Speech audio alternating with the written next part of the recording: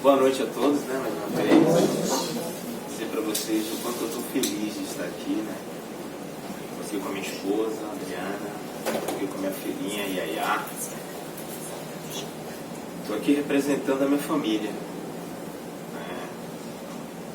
Eu acredito que a pergunta mais profunda, talvez mais simples para algumas pessoas, mas para mim a mais profunda é você perguntar para uma pessoa: quem é você?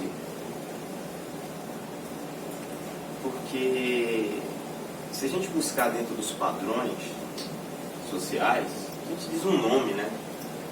Mas a gente se limita muito ao expressar de uma forma bem fácil: eu sou Acaê. Bom, quem sou eu? É muito complexo, né? Quem é cada um de nós? É algo muito complexo. É algo que a gente tenta uma resposta, uma afirmação mental, mas isso escapa muito da essência do que verdadeiramente somos. Então, assim, para expandir um pouco e trazer um pouco da minha essência, eu sou o filho da Dona Lene e do seu Manuel. Minha mãe vem de uma linhagem indígena, dessa terra, do Brasil, do sul da Bahia. Meu pai, ele é brasileiro, de origem portuguesa, de família judia, com viés cigano.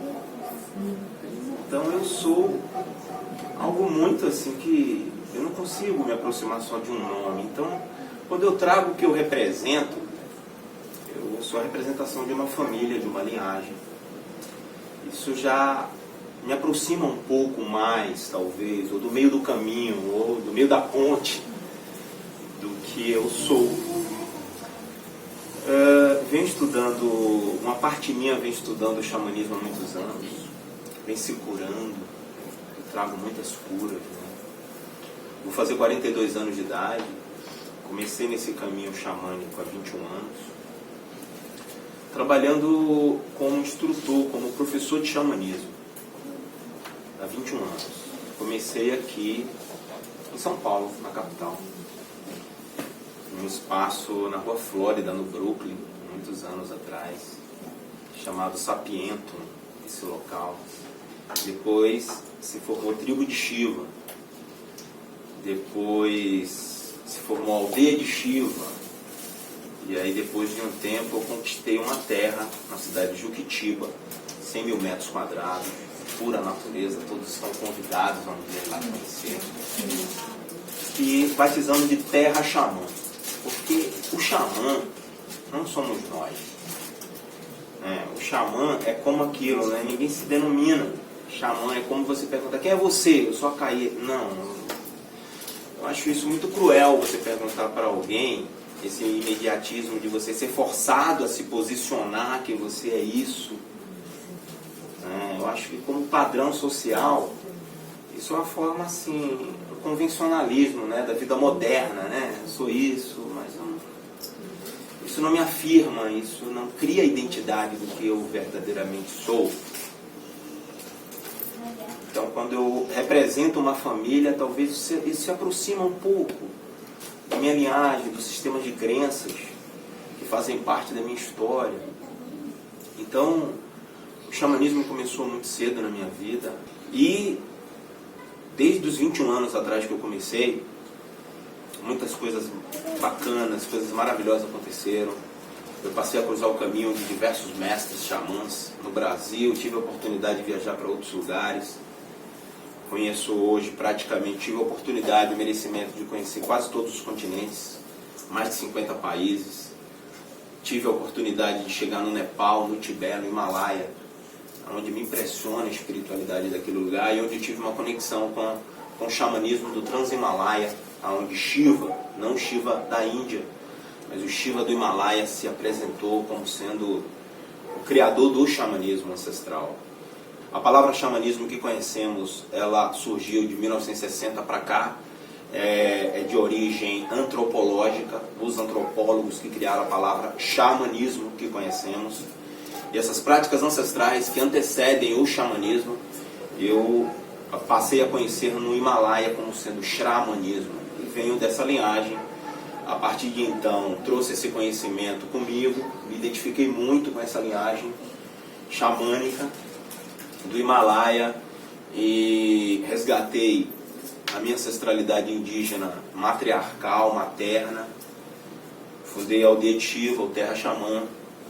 Nada me pertence, tudo é do campo. Não sou proprietário de nada, nem da minha própria vida. Me atraio muito pelas correntes de cura. Eu acredito que por isso o xamanismo tem sido aí o caminho do meu coração. E quando eu falo de xamanismo, daqui a pouco eu vou chegar no resgate de alma. O xamanismo, ele não é uma religião, não é então pouco uma filosofia, é um sistema de conhecimento ancestral. Muito do que foi o xamanismo se perdeu quando entrou então a antropologia tentando cientificar, conceituar, mentalizar, dar uma forma mental, metodológica ao xamanismo. Então esse xamanismo que a gente conhece hoje de origem antropológica, ele talvez não seja 1/1000 do que está por trás do que verdadeiramente é o xamanismo.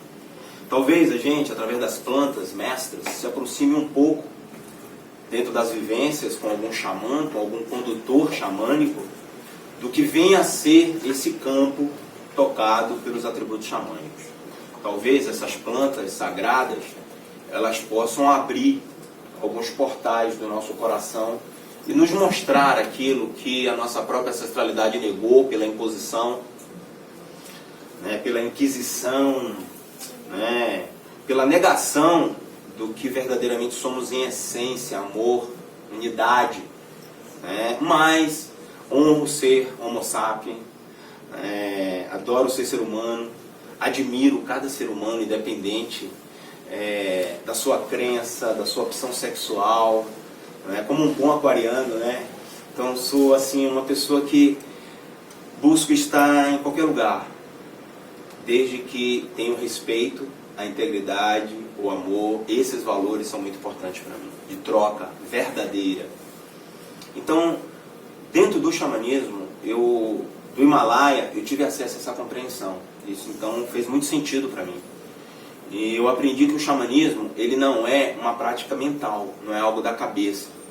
O xamanismo, ele é exatamente uma prática ancestral que desloca a energia vital que está na mente, concentrada na cabeça, para o coração. É uma ponte. Aí é dito que o xamã, ele é uma ponte. Ele é uma ponte que leva a pessoa de um ponto A para um ponto B. Talvez, dentro de alguns conceitos antropológicos, eu me aproximo.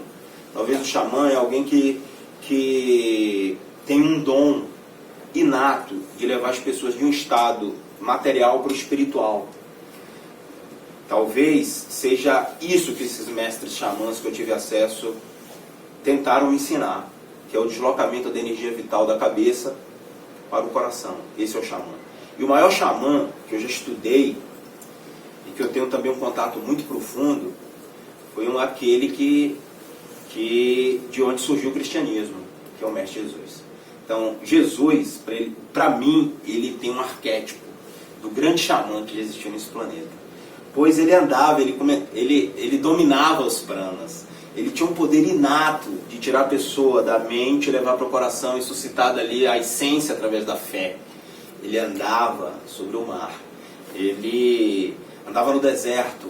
Ele se conectava com a natureza no Getsemane. Então, para mim, foi o maior xamã que já existiu nesse planeta. E por isso eu tenho uma conexão com o Mestre Jesus também, assim, dentro dessa forma natural, como eu vejo. Eu estudei o cristianismo, respeito muito, mas não consegui dar sequência devido a algumas crenças que para mim não faz sentido, mas respeito todas as religiões do mundo. Então o xamanismo não é uma religião, ele me deixa na neutralidade. As práticas xamânicas, das práticas xamânicas surgiu o yoga, surgiu o Hatha Yoga, Panchanjali, o pai do yoga, se inspirou na posição dos animais. Todos os asanas do yoga advêm de representações de posições dos animais.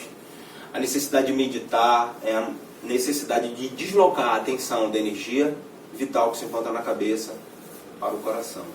Então, o xamanismo, ele deu origem, o xamanismo ancestral, esse xamanismo que não é antropológico, original, ele deu aí, ele foi talvez a base, a plataforma para o surgimento de tudo que hoje é espiritual, tudo que hoje é de cunho religioso, através da religiosidade mental. Tudo isso foi uma tentativa de expressar, de manifestar a essência do xamanismo. Mas quando há mente, quando há crenças, quando há sistema, pois o xamanismo não é um sistema propriamente dito como conhecemos, né, metódico, metodológico, o espírito xamã, então, ele abandona esse sistema. Pois o xamanismo ele é livre. Quem pratica o xamanismo, ele tem que ter acesso mesmo a um senso de liberdade. Então, isso é o xamanismo.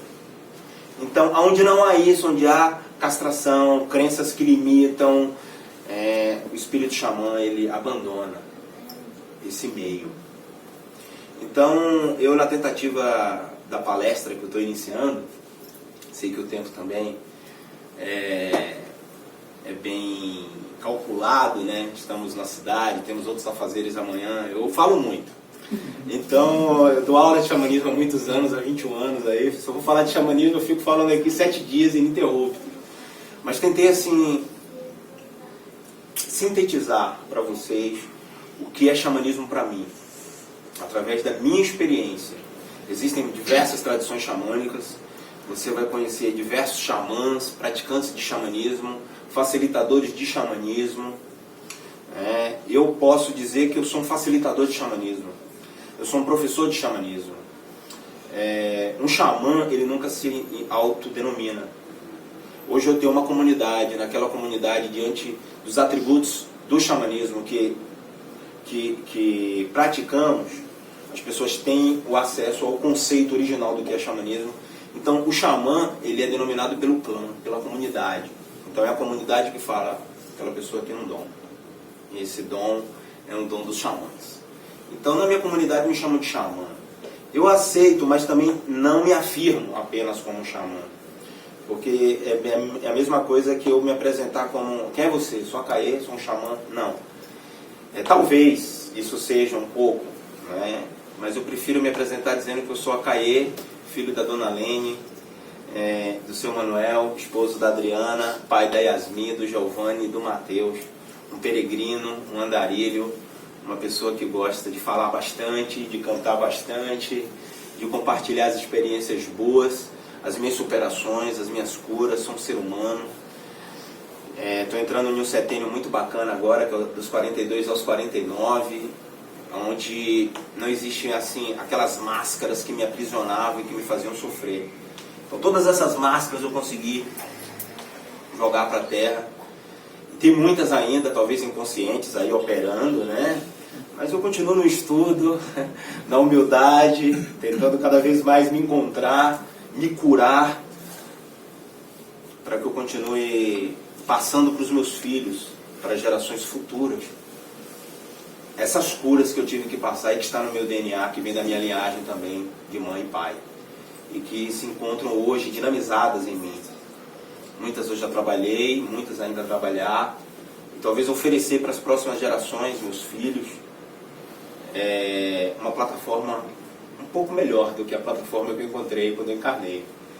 E talvez eu volte lá daqui umas 3, 4 gerações nessa mesma linhagem. Talvez para corrigir alguma falha que eu não tive a oportunidade de, quando encarnado aqui, nessa linhagem, me aproximar. E eu estou aberto a isso, porque a vida é isso. Adoro a vida, adoro o ser humano, adoro ser homo sapiens, essa experiência espiritual terrestre e conectado à natureza. E tudo isso é o resgate de alma. O que é o resgate de alma? O resgate de alma, talvez, ele seja a maior especialização dos xamãs. Ele é o core, ele é como esse círculo. E uma coisa está na borda. Imagine que essa borda é a mente consciente. E que lá no meio dessa borda se encontra a essência. E essa essência, até chegar aqui, ela possui uma espiral com 33 camadas. Cada camada dessa vai se distanciando. Imagine pratos, bordas, 33 bordas que vêm da essência, a borda 0, até chegar na 33ª borda. Imagine que cada borda dessa é uma representação. Até chegar na borda está a mente consciente. Imagine que lá no centro desse círculo se encontra aquilo que é mais essencial, aquilo que é mais puro, talvez dentro de uma representação anima animus, seja a tua alma, o teu espírito ali no meio. Imagine então que essa borda é a sua persona, é essa capa, é essa mente consciente, que você é obrigado dentro da civilização, da sociedade atual, a ter que utilizar para esconder tudo isso que está dentro dessa borda. Desse círculo, imagine que esse círculo é uma piscina, um lago, e que no meio desse lago a água é muito quente, e você está aqui, na borda. E aí, é bacana estar na borda, porque você talvez se esconde, talvez daqui para dentro, nessas 33 camadas até chegar na essência, tem algumas camadas, imagine um HD agora, né? Também adoro trabalhar com tecnologia, né? Esse tempo moderno muito legal. Imagine que são várias trilhas. E até você chegar na essência do centro, tem algumas trilhas que tem alguns setores defeituosos, que você não consegue mais acessar. Ou quando você tenta acessar, dói, porque tem alguma memória ali que lhe castiga. Então falar daquela memória não é legal. Falar daquela dor não é legal, porque eu não domino aquela dor. E só em falar daquela dor, me dá sensações de quando eu vivenciei aquela dor. Então eu nego. Talvez aquela dor que está naquele setor me traumatizou. Me fez ter um hábito que me distancia da minha essência. Um comportamento que me prejudica, que me dessocializa. E esses são os fragmentos que a gente chama os fragmentos da alma.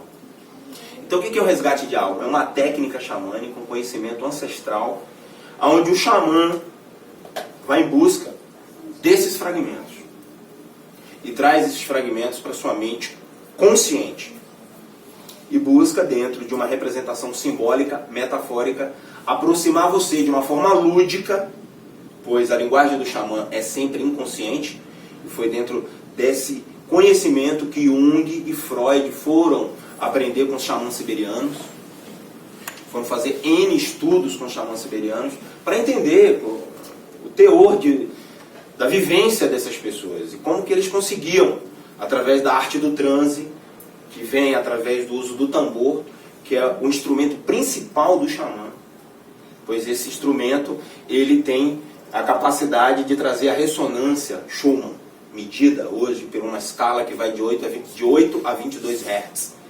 Então tem alguns toques, bater tambor todo mundo bate, tocar tambor exige-se estudar com uma pessoa que domina os diversos toques de cura, de ressonância, que faz realmente você entrar no estado de transe e se distanciar lentamente dessa mente consciente da borda e entrar para dentro de você.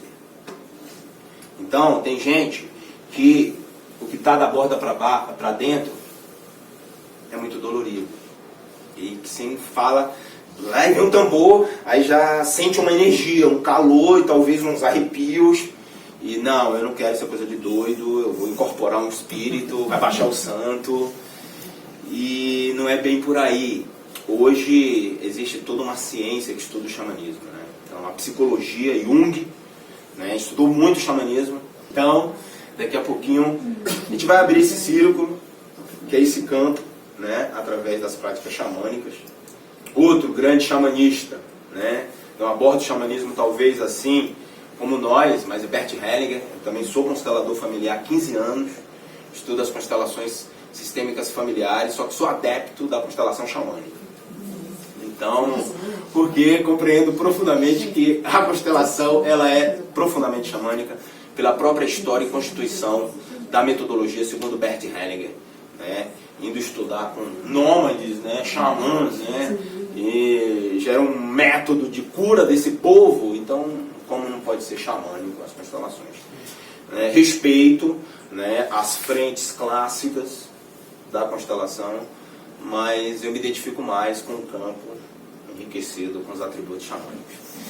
Então eu acho muito bacana fazer uma constelação, né, onde você já pega ali vários filtros, você consegue ali tirar a foto de cura, né, e depois você fazer um resgate de alma seguido do fragmento da foto que está por trás da foto de cura. Gente, é algo assim sensacional, né? Traz uma força para a compreensão do que foi constelado.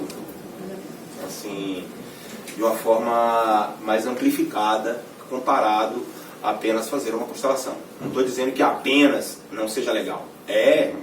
Todo mundo é constelador aqui, a maioria, e sabe que é algo poderoso. Tudo hoje é constelação, está em evidência, em expansão. Sou apaixonado pela constelação.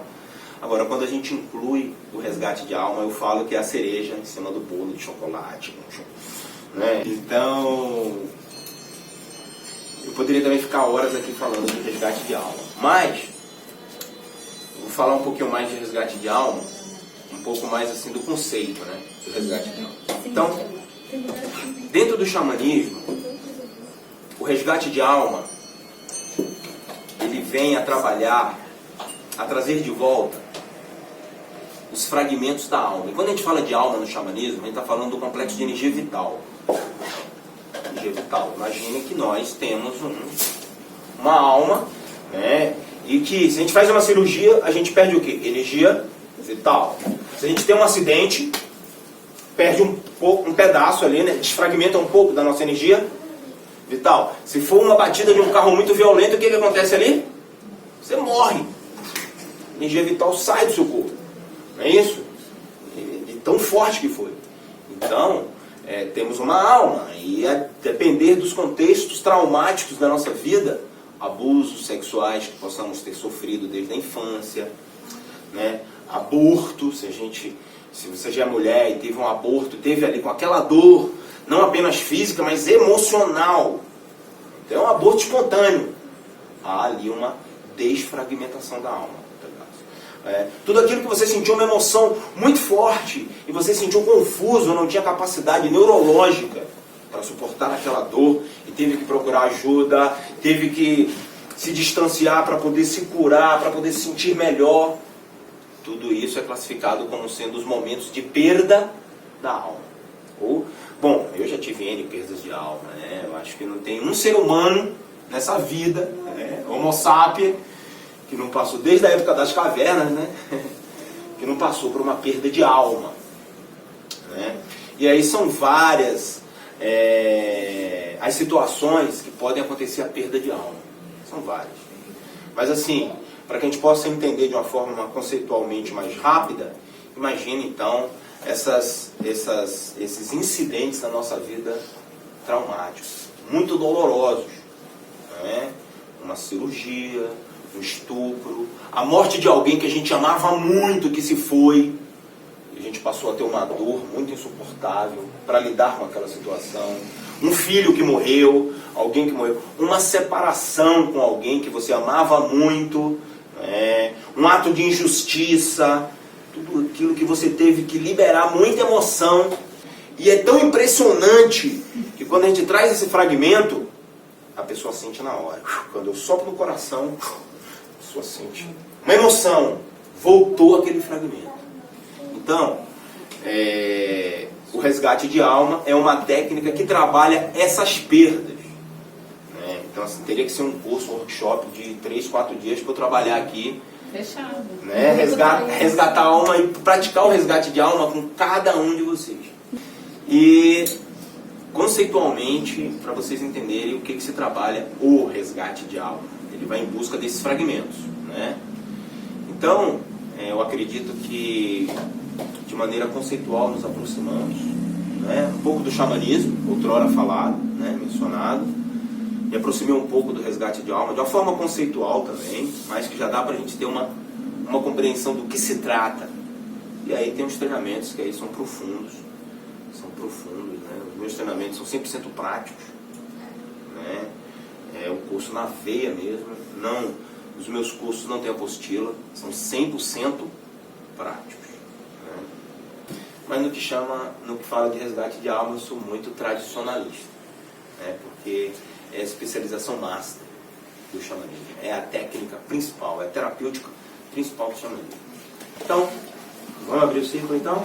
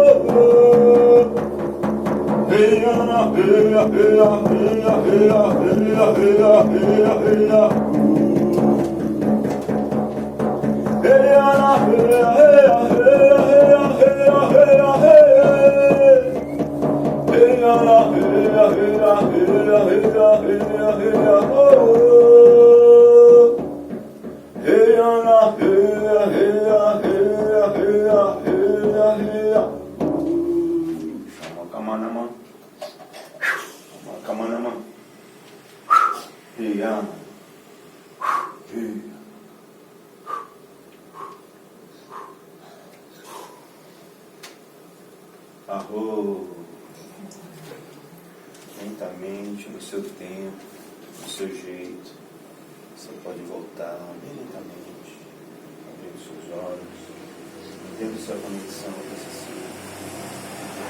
Você pode, os que compõem o círculo agora podem se sentar, podem se sentar.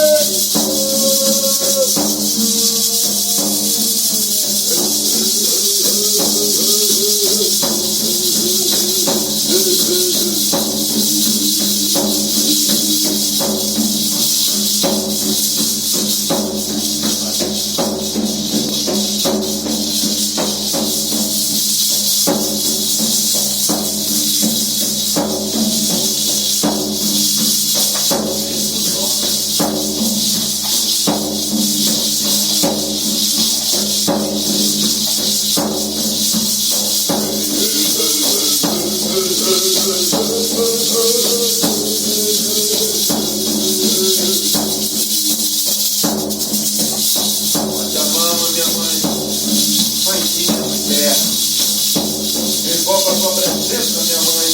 Ajude, minha mãe. Ajudar o teu filho, mãe. Me ajude a trazer de volta a sua alma, minha mãe. Para que ele possa se reencontrar. Para que ele possa se fortalecer, mãe. Para que ele possa encontrar o seu lugar, Maria. O seu lugar de merecimento na terra. Para que ele possa caminhar em beleza, minha mãe. Dentro da missão da sua alma. Seguindo os astros da sua ancestralidade. Oh, mãe. Mãe terra, minha mãe. Me ajude a ajudar o teu filho, mãe.